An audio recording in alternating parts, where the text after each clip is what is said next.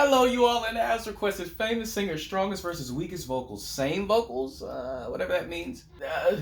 The head voice part was good at the end. The rest, the phrasing, didn't exist.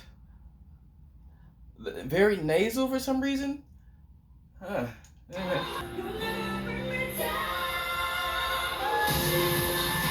Hmm. You do her head voice, I don't think it's much better otherwise. I still couldn't understand her.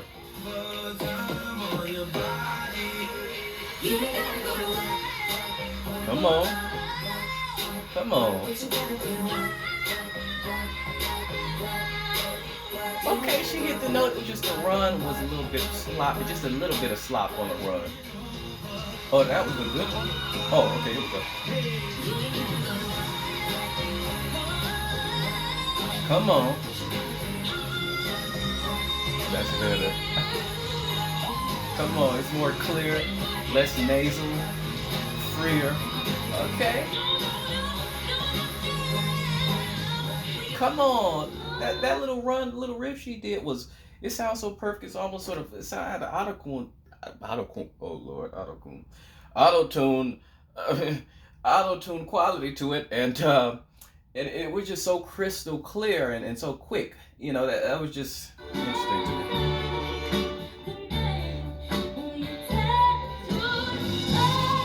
Sing. She's singing. This lady's so high pitchy, just a teeny bit.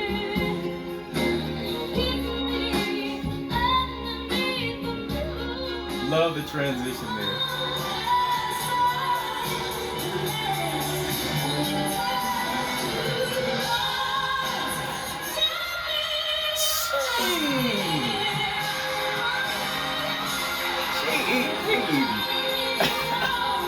Come on.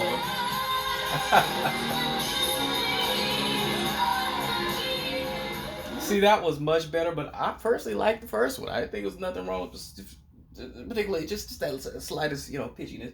But that was way better, no doubt about it. The audio quality in general was better, louder. You could hear more the detail of her voice. But she ate that, man. And that little descending run, she did a quick riff. I'd say more not a run, but a quick riff. She did towards the end. Fire as well. Come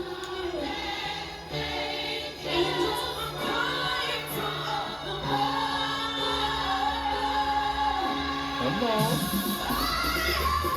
Hey. Okay, Katie. All right. Ooh. That's very resonant.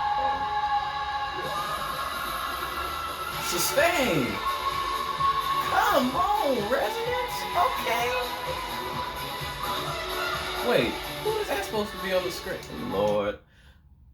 Anyway, let me just say too, the first one I was impressed. I temper depending on the singer, I temper the expectations a little bit. I don't expect the same for a Katy Perry or as a Taylor Swift as I do a Whitney Houston or even a Beyonce. You know what I mean? I don't. So I get them each by what their best and their individual worst. Unless we're comparing directly. What I will say is I was impressed with for Katy Perry. I liked the first one, but the second one was definitely way more resonant. It was way more free and open and crystal clear, despite the audio not being as good. The audio quality not being as good or as loud as the first one. It still, it just popped. It just echoed. It was beautiful.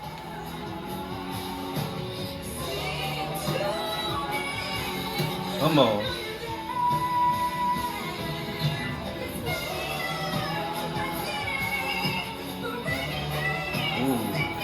Ooh, that's not the right key, man.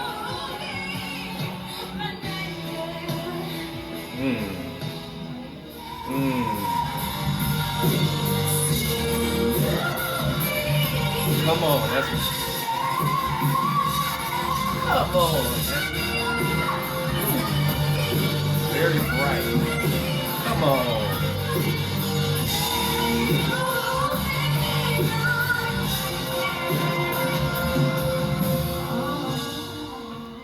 Yeah, that was way better. That was way better. First, like I said, it was pitchy, but I feel like she's one of the singers who would, benefit from just not not feeling like she has to use 100% of her range. Some places, yes, you can. We know you can. You don't got to. you know, it's okay to just stick in your comfortable range. So when you sing live, and if you're like Demi and you just go for it regardless, which is one thing I do admire about her. She goes for the note dog on it. I mean, anyway, or she'll be angry at herself if she doesn't try. I admire that about her. But you can just stick to your comfort range and you'll last longer. Your voice will be healthy. It'll thank you in like 30, 40 years. You'll still have it.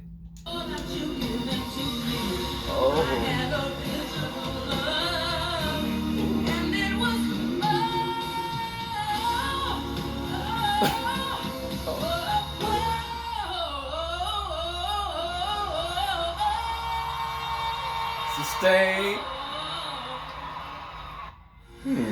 Okay, and it was a little abrupt. The runs really were just blended together, because of the mush together. It didn't really. Okay, okay. She did straight up dodge the notes, but you know what? And I just said the opposite about Demi. But sometimes, it's kind of true too in this instance. Sometimes it's better to just not do the high note. you know, if you just know you're not gonna be able to do it. Like I said, I do admire Demi for trying. Most of the time, sometimes she dodges it and she's disappointed in herself. I can tell, but sometimes that's just for the best. Sometimes for the best. Just if you gotta just say it, Lord. Ooh, the little squeak. I like the little break she does. Sustain. Come on, growl.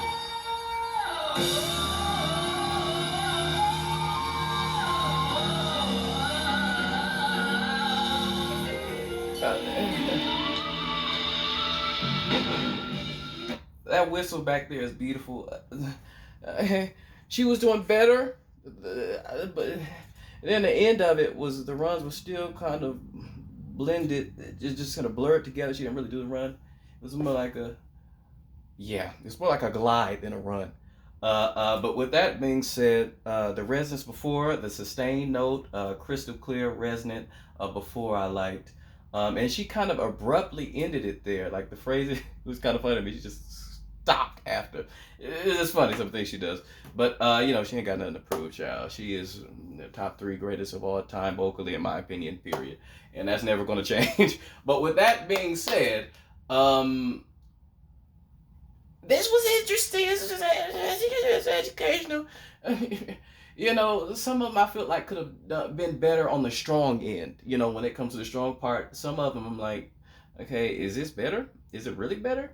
Yes, there's some of the quality sound, audio quality might be better. Some things, but for the most part, these videos ain't.